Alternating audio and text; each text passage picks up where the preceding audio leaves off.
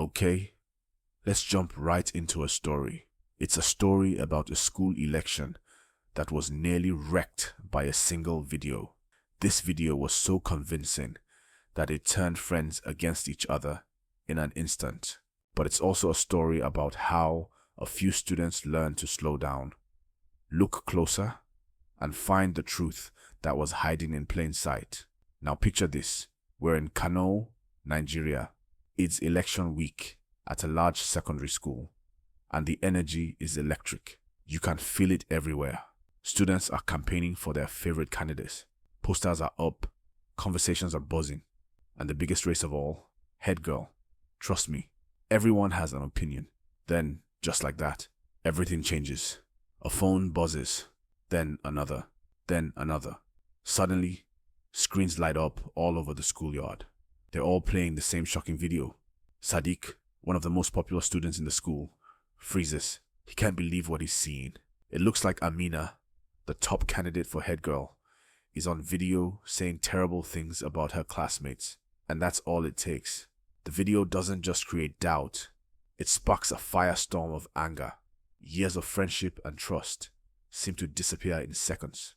Whispers spread quickly, almost confirming what some people were already ready to believe. And with that anger comes a powerful urge to share. Without stopping to think, students hit share. The video rockets from one chat to another, through every group. The goal isn't understanding anymore, it's exposure. Make sure everyone sees it. Make sure everyone believes it. The video becomes a tidal wave of chaos, threatening to wash away the entire election. And right in the middle of the storm is Amina. She's shocked. She's heartbroken. Her voice is completely drowned out by the noise. She keeps saying, "That's not me." But in the court of online opinion, the decision already feels final. Then something different happens. In the middle of all the shouting, one student pauses. Her name is Zainab. Instead of sharing the video, she watches it again, and then again. Zainab is a critical thinker. She's curious about how technology works. And to her, something about this video doesn't feel right. It looks real, but it feels artificial, like a tiny glitch you can barely notice. Just as things are about to boil over, two people arrive, drawn by all the commotion. The first is Quantum Queen Quella. She's a legendary tech expert, famous for spotting patterns and finding truth in digital noise. People call her the logic detective. Quella doesn't arrive with quick answers. She arrives with questions, calm questions.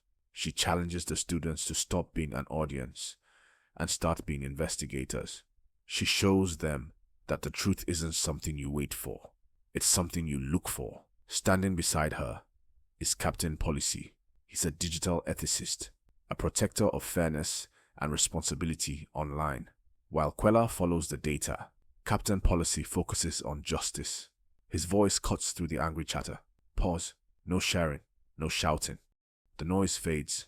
People breathe again.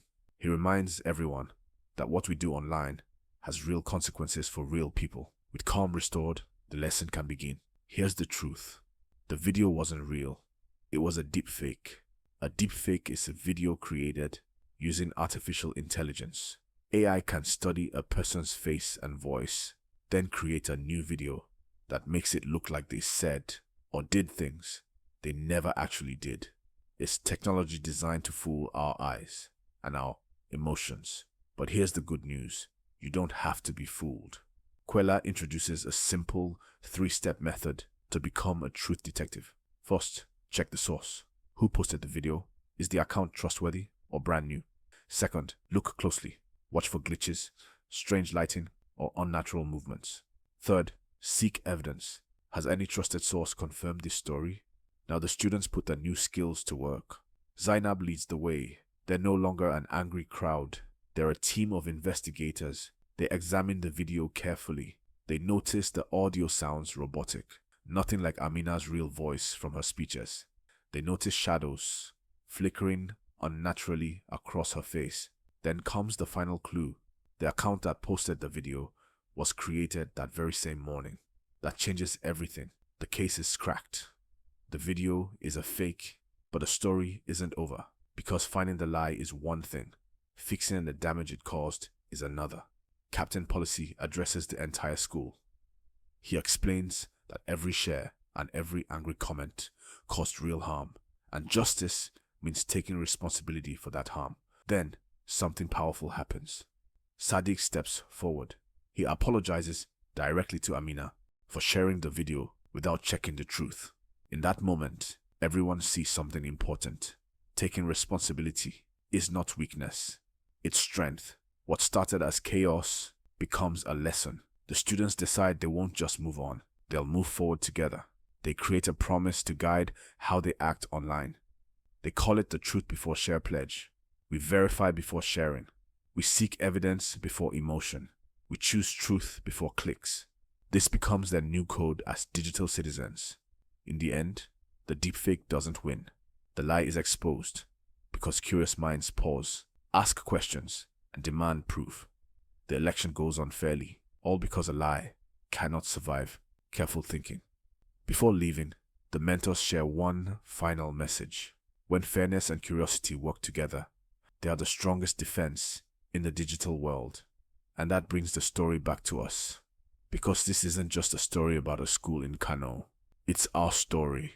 Every day, we're online. So here's the question to take with you. The next time a video makes your blood boil, what will you check first?